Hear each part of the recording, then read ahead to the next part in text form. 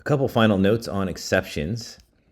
When creating the try except block, you really want to put just as little code as possible in the try block. You don't want to say try, all right, a whole bunch of code, like 30 lines of code, and then accept errors in there. You just want to have probably the smallest tidbit of code that could possibly create an error, and then use some logic to work with specific errors that could occur for that one or two or three lines. Just try to keep it as little code as possible.